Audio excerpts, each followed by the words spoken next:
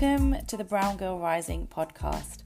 I'm your host, Urvashi, and I'm so happy to have you here. We are here to celebrate you and incredible, inspirational women of colour from around the world. Women who are breaking down cultural barriers, who are smashing through glass ceilings, and women who have experienced trauma and challenges and risen from these challenges.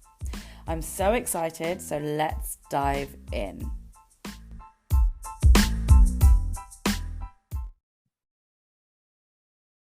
Hi guys, welcome to the Brown Girl Rising podcast. We are running about 25 minutes late because it is the middle of the Mercury retrograde and my internet decided to play up, and at 4 minutes to 12, everything went offline. So I've been with Vodafone for the past 20 minutes trying to get me back on. But here we are finally for the first live recording of this podcast. Now, the reason I wanted to go live with this podcast is because I wanted your feedback and I wanted to kind of take you on a journey, my story from kind of childhood to today. It's been an interesting one. It's been a bit of a crazy one. There's been a lot of heartache, heartbreak, and trauma, but I've always managed to somehow rise up. And I just wanted to take you through that process live so that you could ask any questions kind of towards the end of the podcast. So again, thank you for joining Brown Girl Rising.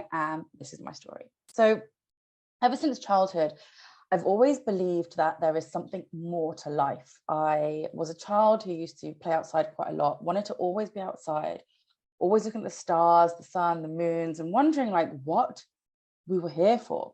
Why was this like insane ball just floating in the galaxy and we were on it? Like there's got to be more to life than just us.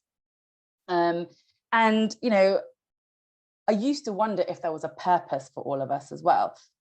Obviously someone's calling me in the middle of my podcast. And I used to be quite a spiritual child, so believing in like God, in Mother Earth, in nature, and just wonder. Everything was wonderment for me as I was growing up. But that all changed, and I blocked off my spiritual channels. I blocked off me, my humanness, everything when I was raped at university. We're going to get into that as well. So, you know, all my life, like I've had these micro traumas. I wouldn't call them massive traumas, but little things. Like I was a chunky kid all my life. You know, I wouldn't say bullied by my family, but always made to feel big because my stature is quite tall. I'm 5'9", quite broad. And as a child, like I was chunky. I'm not gonna lie about it. I used to eat what I wanted to eat. Probably too much, actually. I remember going home from school and eating like 4 slices of toast because I loved toast so much. I was the ugly duckling. You know, I was bullied at school for having hair. I mean, how ridiculous is that? I'm an Indian girl. I've got darker hair, but I used to have sideburns that went all the way down here. I kid you not. Plus, I say it all the way down here, like literally to my neckline, and a moustache and a few like, you know, stubbly bits on my chin as well. And I was bullied for that. Like they used to call me Gillette at school and I used to laugh it off. You know, that's just who I am. Laugh it off, it's fine, but go home and cry. And that, as much as it wasn't a big trauma, it was quite traumatic to go to school knowing that you're actually going to get bullied. You feel beautiful inside, but then someone's made you feel really bad about yourself from the outside. And no one really ever looked at me twice. Like when I say that, I mean men, boys at school never looked at me twice. And I was the girl who was just overweight, hairy, and everyone's friend, and used to literally like float between the cool crowd, the geeky crowd, all of this. So I never really knew myself. I never really got to know who I was during my childhood. And then I remember like getting my A-levels and having to go to university. And I say it in that way, having to go to university, because actually when I did my A-level mock exams, you know, I got like E's in science. But when I did my actual exam, I got a B plus or something like that in my science. And I got an A in my German, and I got various other, you know, really good results. And it was like, right, you're going to university. So I ended up going to Bristol, but I didn't want to go. I wanted to stay with my family. I wanted to stay with my sisters. I had a sister who was 2 years younger than me, and I had a sister who was 10 years younger than me. And I was made to go to university. I was the eldest child. And in my second year, my first year, like there's nothing significant to note. You know, I went to university, went to freshers parties, made some friends.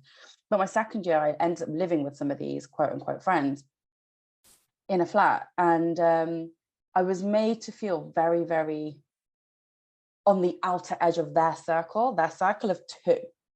Was made to feel on the outer edge of that. And they used to like lock themselves in each other's rooms, make dinner together, go and chat, have a laugh. And I used to be left out in this, like, you know, it was a house rather than the flat's 2 stories. My room was upstairs. And it was only 3 of us. So it felt really like I was third wheeling, but I was third wheeling and also pushed to side, you know, not like just let on the corner. And so I turned to food and alcohol, and food became a crutch for me, and alcohol, like I remember this one time, and this is terrible, but this one time I drank a whole bottle of Baileys to myself in the front room because I didn't have anybody there. I didn't have anyone to talk to. You know, that was my drug, essentially. And it also, like, I felt like it kept me out of depression, but I don't really think it did. Like eating and, you know, drinking so much and turning to those kind of things as friendship, when really you need human friendship or spiritual friendship, it really got me to a place where I didn't, again, know who I was. And I got myself up to size 24. And I remember this on my 20th birthday, going into, there used to be a shop called Etam. Etam? Yeah, Tammy Girl and Etam. Did not fit into Tammy Girl. Etam, I went in. Etam? Yes. And I was trying to find clothing. My boobs were the size of my head. It's ridiculous. And I was a size 24. On my 20th birthday, I was a size 24 and I weighed in about 108 kilos. Thing was, even though I was a size 24, even though I was battling this borderline depression, I always had this like big personality, very kind of happy-go-lucky. And I think it was a way of me hiding what was really going on underneath. So if you've ever done drama, you'll know that there's this thing called front staging and backstaging. So backstaging is everything you do in the background, like, you know, everything that is actually happening. And front staging is a flick of the switch, you're on stage, nothing else matters apart from what is happening in that moment. And so in that moment, in the present, I forgot what was happening backstage, or I hid what was happening backstage. And I was the friendly one, the bubbly one, the happy one, the one that's always going to help other people out. And then after my birthday, so that was my 20th. Then on my 21st birthday, I'd lost a tiny bit of weight because I'd been to summer camp in America. I'd been walking up and down these ridiculous mountains, teaching children to swim, radio presenting, doing archery. And I'd lost about 15 pounds in 3 months, eating the worst food possible, like peanut butter jelly sandwiches, burgers, pizzas. You know, it was an American summer camp, so you can imagine the kind of food. But I lost the weight, so I didn't learn anything about nutrition, anything about myself. I was like, look, I could eat this food and lose weight, but it was simply because I was walking so much. But then when I got home back to the university, my last year, we went out, and this is one of the reasons I don't like Valentine's Day, is because on Valentine's Day, we had a party at home and then we all went out to this club in Bristol. And I got to a point around midnight where I was just like, I'm done. Like, I don't want to be out. I want to go home. Nobody wanted to go home. And my flat was literally 7-minute walk from the club. You know, it wasn't fun. That's the reason we had this pre-party, because it was so close to the club. And I was like, I'm just going to walk home. So 12:30, I said my goodbyes. I'd had enough. And because it was so close, I didn't think anything of it. It was 12:30. You know, I'm a strong woman. I'm a big woman at this point. You know, I'm probably a size 22 at this point. And I was like, I'm fine. I'm good. I'm just going to walk home. Anyway, I was stopped by somebody on the streets, and I remember exactly where it is. And I know some of you are from Bristol and you know Bristol quite well. So I'm not going to tell you exactly where it was, because it'll be in your memory for life if I tell you exactly where it was. But I was stopped by somebody and they were like, did you have a good night? And I was like, yeah, sure, mate, I'm going home. Anyway, the next thing I know, and this is going to be quite graphic, guys. So if this affects you, please do reach out to me and I'm happy to talk you through it. I'm okay. I just want to tell you that right now. I'm okay. I've done a lot of trauma healing. The next minute he had my head against a wall and he was right up behind me.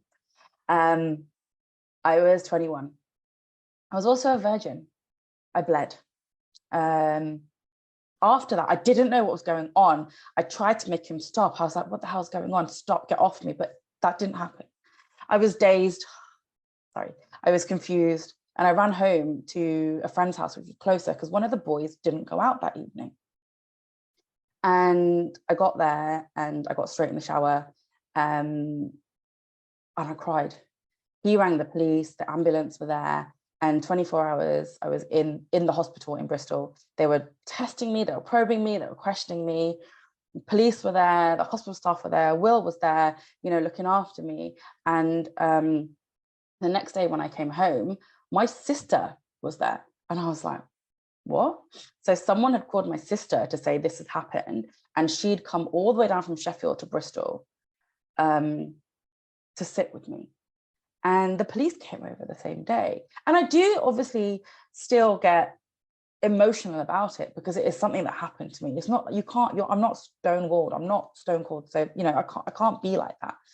And the police came over and they were like, we've questioned people. There's no proof that it was rape. They said it was my fault. I shouldn't have been wearing a short skirt. I shouldn't have had a drink. I shouldn't have been walking home at night on my own. And he literally gave me a slap on the wrist. They literally gave me a slap on the wrist and told me to be careful next time.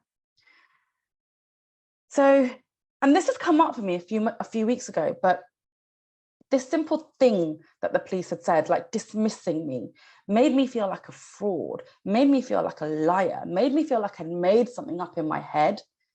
And for 15 years, guys, I kept questioning myself.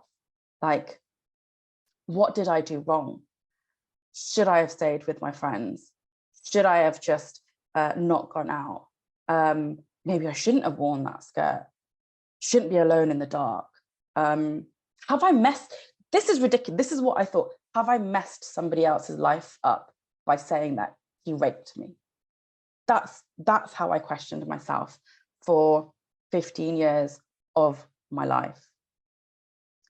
And, you know, I numbed myself after that. I numbed myself so much by drowning myself in debt. You know, my thing was life's too short, people are evil, men are evil. And I literally thought, what the air, right? So I drowned myself in debt. I shopped, bought clothes, I bought a car on credit card, makeup, junk. You know, shopping was my outlet. And I racked up a lot of debt. You know, one of my other outlets, and I'm going to say it on this podcast because it's the truth, is I used my body as a weapon for men. It was like, F you, I'm going to do this, I'm going to bugger off. And, you know, people can judge me for that, but it's just how I dealt with it. And we all have our own ways of dealing with things. And so, yeah, I had 6 counseling sessions. They were kind of given to me by the NHS.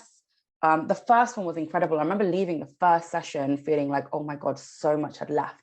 But the next 5 felt like a waste of time. And what I did with my trauma in the end was I literally put a lid on it and shoved it to the back of my wardrobe. Now, if you've ever seen Bad Boys 2, Will Smith says this to Martin.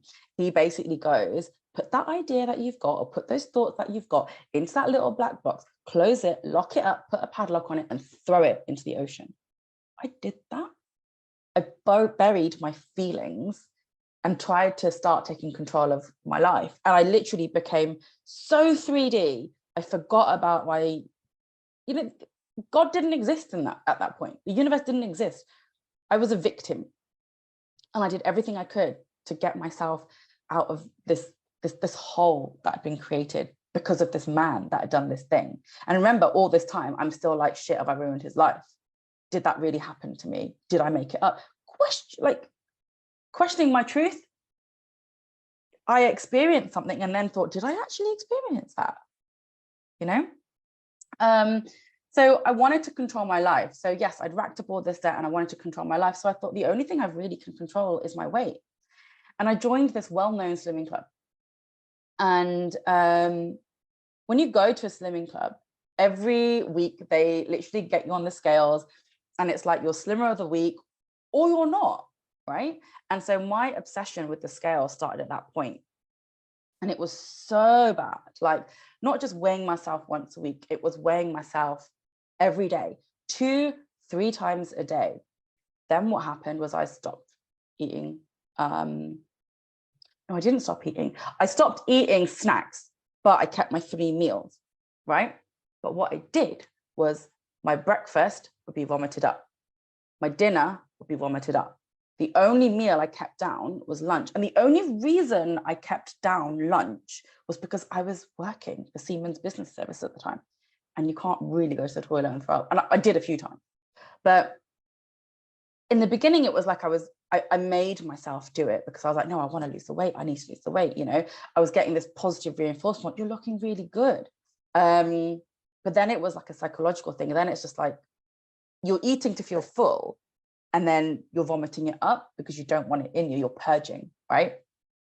And in 10 months, at the age of 23, I went from 100 and must have been about 5 kilos at the time to 55 kilos. Lost about 50 kilos in 10 months. That's not healthy for anyone. And I had no food in me. I was cramping. My skin was like jelly and my stretch marks. I started getting stretch marks. So when you lose weight, if you don't look after your skin, you will get stretch marks, right? But I was getting all that positive reinforcement. You look amazing. I just bought a brand new car at the time as well. I bought an A4 convertible. So people were like, you look amazing. You know, how did you do it? How did you do it so quick? You know, I was getting reinforcement from guys going, oh my God, you're really hot. Like I'd never had that at uni, never had that growing up at school. And it was like, oh, I'm doing the right thing. Cause like, obviously I'm getting this reinforcement, but I was cold. Everything cramped. Oh my God, my toes, my feet, my arms, my calves, everything used to cramp. My hair was brittle. A lot of you know my story in the sense of like, I have a very thinning crown. It is growing back now, which I'm really grateful for. My nails were brittle, but you know what? Makeup and nail varnish covers up a lot of sins, and it's so easy to hide a disordered eating pattern. And then I got gastroenteritis. So as I told you, I only ate 1 meal a day. That meal used to be salad and a soup. But for some reason, this day, I was like, there was these mushrooms and they looked amazing. And so I had mushrooms and mayonnaise. And the mushrooms had been sat out under these lights for a little bit too long. Now that's what I know now. And within 5 hours of eating those mushrooms, I was shivering, I was hot and cold, and I started vomiting like acid because there was nothing in me apart from mushrooms and mayonnaise. And then I started the other end, and everyone knows I love talking about poop. So I will say, you know, the diarrhea was not fun. I stopped it with Imodium. I did the wrong thing. I trapped the poison inside my body. And so the bug stayed in my gut for 3 years. I had to have colonics. I did so much kind of food work, and it was really hard to get this bug out. But 6 colonics later, it had gone. So during this time, I went on a holiday to San Francisco. And when you've got, the doctors did not want me to go. I was in hospital. They were on a drip, like literally drip feeding me as much as they could, hydrating me as much as they could. And during this time, I went to San Francisco and they were like, you have to go to hospital. If anything happens, you need to go to hospital. And I was like, yeah, sure, whatever. That trip, I saw not a lot, actually. I saw a fair bit, but the inside of the toilet bowl is what I saw the most. Everything I ate straight through me. And so, you know, this idea of wanting to control something in my life turned out to be really bad as well. So I couldn't control what happened to me, tried to control my weight. That was uncontrollable because of the psychological impact of this slimming club. and then the bulimia and the gastro. So yeah, my weight went back up to, I was a size 18 again. So from a 24 to a 10 to an 18. This was my journey. You know, all this time, I genuinely believed that I was psychologically disturbed. I hated my body. I hated looking at it. I hated being in it. I used to bully myself in the mirror. I used to bully myself at the gym. Come on, you fat cow. Like, you can do more than that. You know, diets. I went on hardcore diets where I was high fat. I was drinking protein shakes with cream in them. It's disgusting because someone told me that that's going to help me lose weight. And, you know, along the journey, I forgot about the good stuff that I did. And I never gave myself credit for being quite an intelligent human, even though I wasn't great at maths. And yeah. And so all this time, I was still building my first ever business, chilitickets.com.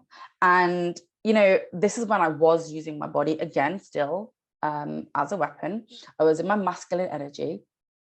I didn't care what people thought of me. I was running a business in a very male-dominated industry as well. And I didn't care who I hurt. Like, I know I've hurt some people along the way. Now, obviously, I'm really sad for that. Even my parents, I hurt.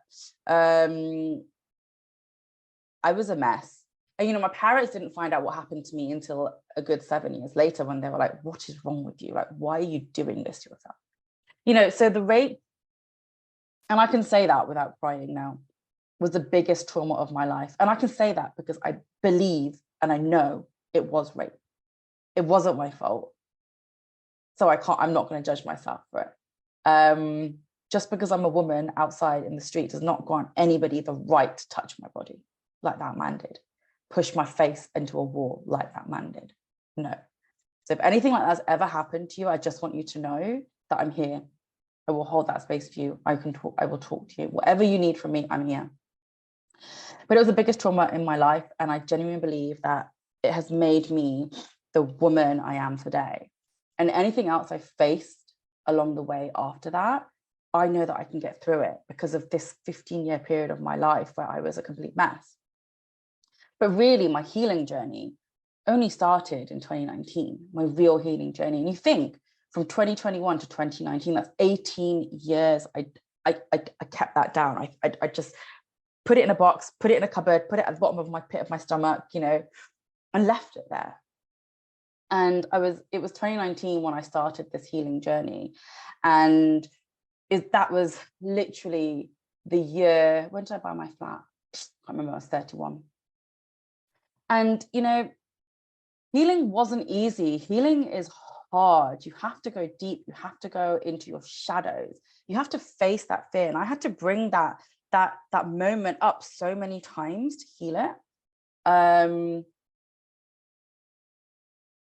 it was just hard. I just remember crying a lot. Like, I have, you know, and crying is such a good release. And I beg all of you to cry. If you need to, cry, because it's such a good release. Eventually, when I started loving my body, I started like using exercise as a way of kind of helping my body, using food as a way of helping my body. And in that time, I bought my flat and I'd met a trainer called Tom. And I qualified as a PT. Even though I didn't look like a PT, I was still a size 16. But I knew that coaching women and helping them, that exercise was a way for someone to heal themselves, right? And I knew that.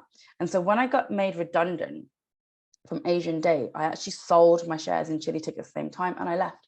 I left the UK because I'd been through this short relationship, got my heart broken, but at the same time, my sister got engaged. So it triggered a lot of lack of self-worth, lack of self-belief, never feeling good enough, and always being the odd one out, the black sheep, the problem child, the dramatic one, you know?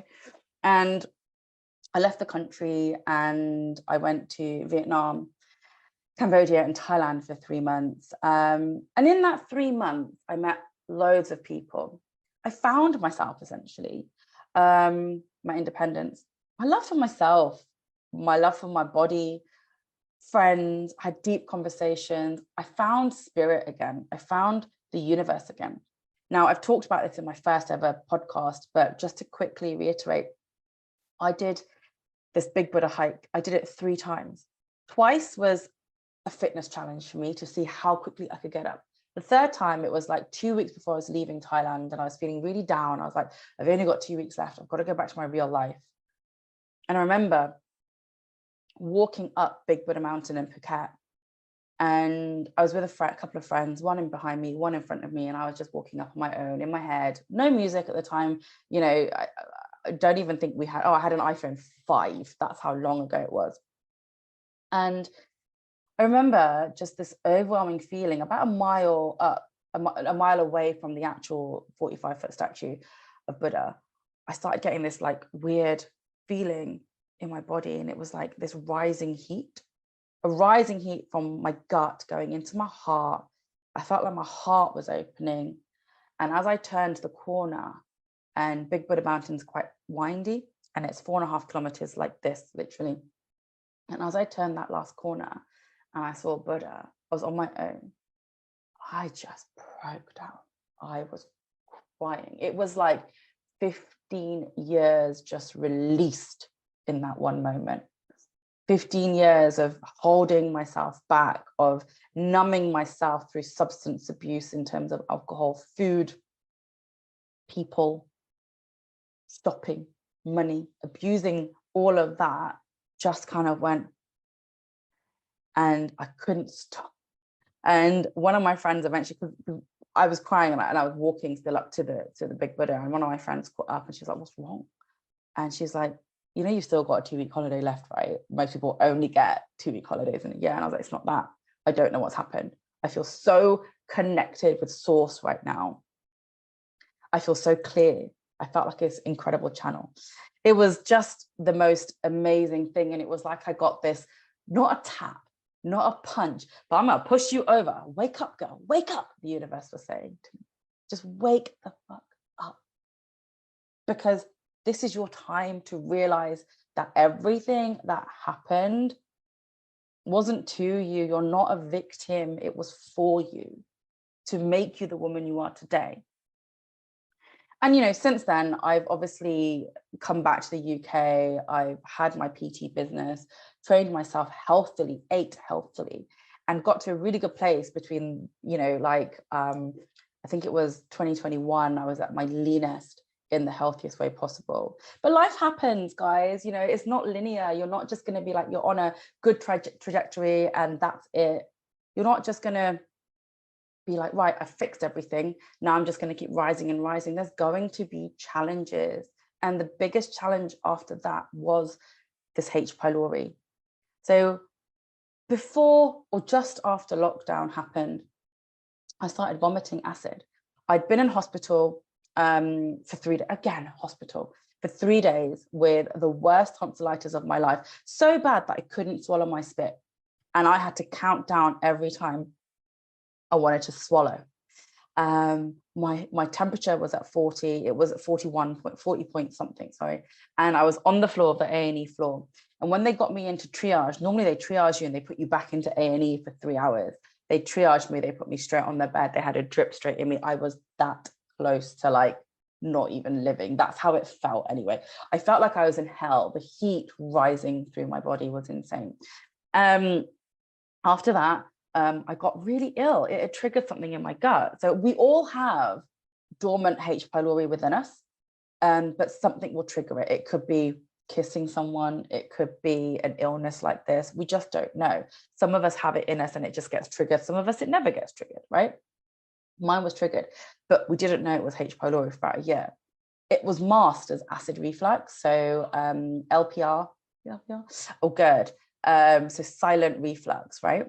I didn't get acid burn or anything like that. It was just literally vomiting constantly. And in that 1.5 year period, I had the worst brain fog of my life. I didn't know who I was. My head was in pain. My body was aching. I couldn't sleep at night. Like that is when the devil that is reflux gets you, right? At night. You might find yourself fine throughout the day, but at night it's just awful. And at that point, I had to slow my personal training business down and go back to a corporate job. And you know what? Needs must. It was what was meant for me at the time. I had to go back to that corporate job. I couldn't cook. I couldn't stand. I was at home. Thank God it was a work from home situation most of the time, apart from once a week. And even then, going into the office was awful, like having to get myself into a mental state that I could get on a tube, drive the car. So I'd drive from Reading or Wokingham to Westfield. I'd vomit in the vomit the acid. This was not bulimia, by the way. This is not controllable. I could not control this. It was not psychological. It was acid. But it did trigger memories of the bulimia. And it did trigger that a little bit, quite a lot actually. And I'd get to Westfield, I'd vomit, I'd get on the tube and I'd be coughing. And it was the middle of the pandemic. There's people wearing masks looking at me like I'm dirty, like I'm infecting them. And I was like, this is not COVID. This is something completely different. And I couldn't cook. I ate takeaways for a year and a half, pretty much. That was it. And, you know, I stand here today after a year and a half of that, having managed to keep myself in under control, remission, whatever you want to call it, since 6th of August last year, and only have 2 major kind of setbacks with the reflux and the H. pylori. I stand before you today, I'm 13 kilos heavier. And you know what? For the first time in my life, I do not care. I don't care, because I'm healthy, in the sense that everything I went through, from the rape to the bulimia, to hating myself, to abusing myself, to the H. pylori, to today, I can say I did that. I got through that, and it's made me who I am today. And, you know, I've had a lot of falls. I've hit rock bottom multiple times. Like when I had the reflux, vomiting 8, 9, 10 times a day, and it's just being acid, your stomach's empty, your head's hurting, you're on the floor in tears, it feels like rock bottom. But there's something deep inside me that always kept me going, right? Always kept me rising like the phoenix from a fall. And there'd be a fire that I'd get ignited. No, I want to make a change. You know, I want to have a better life. I want to not be in pain anymore. I want to help women who've been through what I've been through. And, you know, this is where I took responsibility. I finally took responsibility. And I would say realistically, I only took responsibility in the last 2 years. You know, I stopped blaming myself for the assault. I stopped blaming that person as well. Like, I don't know what that person was going through when he did that, right? And I took responsibility for my feelings and my actions. And in that moment, and in this moment and today, I can see what I went through as a factual thing. I went through rape. I'm a survivor. No, I'm a thriver. I had H. pylori. I had bulimia. You know, it was a fact, and I've dealt with that. It's just something that happened. And I started saying yes to new things, right? I started saying yes to healing. I started saying yes to crystal therapy and Reiki therapy. And I started thinking about, what do I actually want my life to be? Do I want to stay in this victim mentality? Or do I want more? And I always knew, as I said, from childhood, that there's more for me. I just wasn't sure what that more was. And, you know, I looked at all my limiting beliefs. I healed. I've done theta therapy healing. I've done hypnosis. I've done so much to help myself. And I finally found something that works for me. And reframing those limiting beliefs is really important, right? So I looked at my childhood and healed what I needed from there. So traumas such as my mum making me run around the garden before feeding me because I was a fat kid, I forgave her for it, you know? It didn't make me feel good. I didn't even know that was a trauma until 2020. I didn't know, but I had to forgive her for it because it was something that was holding me back. And as I said, I worked on my self-worth, my love for myself grew, and I started doing the more self-development work. And now stepping into my power has been really hard as well, because there's always something that goes, you're not worth it.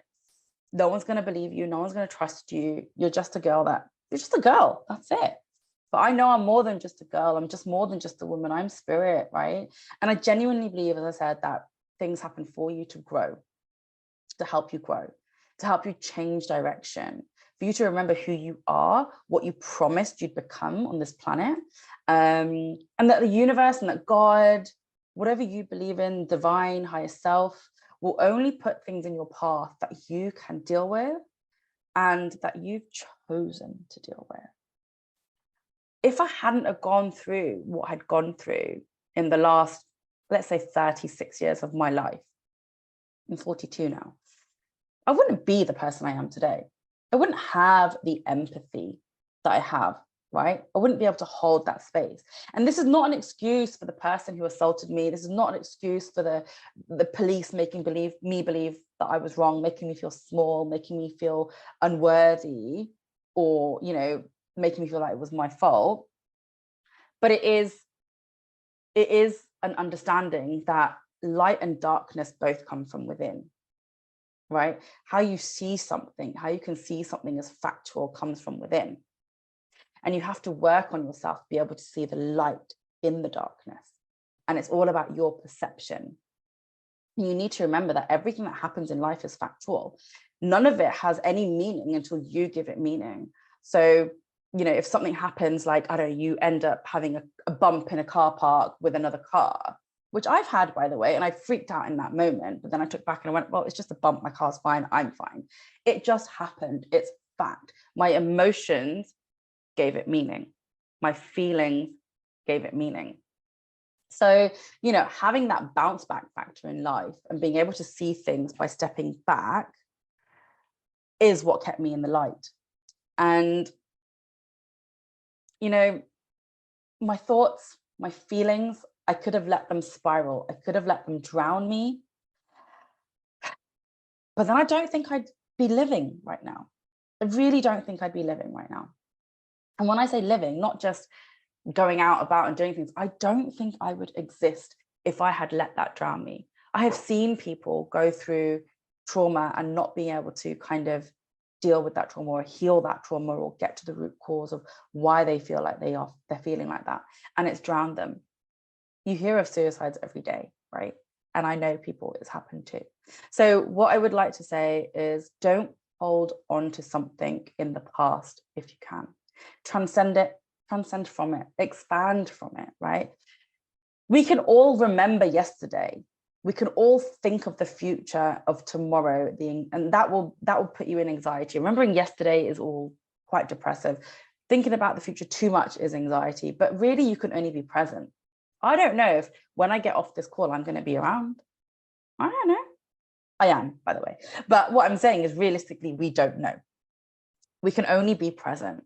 So today, guys, you know, I feel joy. I'm no longer that survivor. I'm definitely that thriver. And I'm going for everything that I want in life. And this is why I created this podcast, Brown Girl Rising, to share inspirational stories, not just mine, but to share the collective, to find those women who are inspiring us, who have changed their lives, who've been through something that has dramatically changed their path, because that is inspirational. And, you know, I certified as a coach, as you know. I have a massive interest in human design, that vibrations, how we live our life, somatic. And I realized that movement is key. So imagine someone who sits on a couch all day watching Netflix with a bottle of Coke and a popcorn and orders their pizza and stuff like that. That energy is just going to be stuck. They're not going to be able to move it. So movement is key. We need to get outside. We need to feel the sun on our skin. The energy that the sun gives us, we're like plants. We take that energy in. The ground, the energy that the ground gives us when we put our feet on grass is incredible, right? And just movement and flow is so key to releasing any stuck energies in the body. So connect with yourself, connect with the universe, and connect with your own intuition. And intuition and excitement plays a massive role in my life. And knowing about my human design, I now know that my excitement leads to success, right? All the time. If I'm excited about something, someone else is going to be excited about it as well.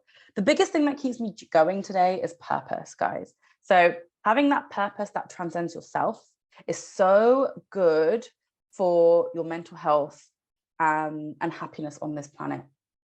And having something to live for that is bigger than yourself, whether it is your children, your relationship, your business, your maybe you find purpose in cooking for people, whatever it is, you know, you need a purpose on this planet, because sometimes without purpose, you can feel very small, you can feel pointless, you can feel drained of energy, and you can ask yourself, what is the point of life?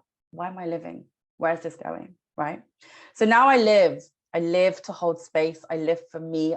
I live to coach, to guide, to travel. And, you know, I'm absolutely ready finally to meet that right person of my dreams, to move in, start a family. You know, I don't think I was ever ready in my 20s and 30s. And only in the last 4 years have I become ready. And I want to leave you with this, guys. One of life's lessons is to love yourself unapologetically. All your traumas, your warts, everything in your own skin from the inside out, and to be proud of the person that you are today. And I embody that, and I want you to embody that. And I thank all of my life experiences for making me who I am today. So remember that, love yourself unapologetically, whatever you've been through. Thank you so much for joining me on this episode of Brown Girl Rising. My story finally out there in full. If this triggered you, please do reach out. I'm always here to hold that space for you. And if there's anything you ever need, you can join me at my Sacred Sister Circles, or in a program, or one-to-one, or just reach out and have a chat. If that's all you need is a chat to get something off your chest, I'm here for that. I will put all my details in the show notes. But now, if anyone has any questions, I know there's a few people that had to jump off, but if anyone has any questions about this, anything that I've been through, please do share. Just take yourself off mute. And thank you for all the messages. I was reading them along the journey of this podcast. And you know what? One thing I'll always say is I am going to be nothing but open, nothing but genuine, and nothing but share my authentic truth. So, guys, if you need me, you know where I am. Just drop me a message on Instagram. You can find me at I am unlimited Urvashi or browngirl.rising. And the website is unlimitedurvashi.podia.com. And yes, I hope that you can leave this podcast feeling uplifted rather than feeling down, because that was the purpose of this podcast. So thank you for joining. I will put this up. This will go up in a couple of weeks on the podcast, but for now you'll have it in the Brown Girl Rising Facebook group as a Zoom or a video cast. So thank you very much. See you soon, guys.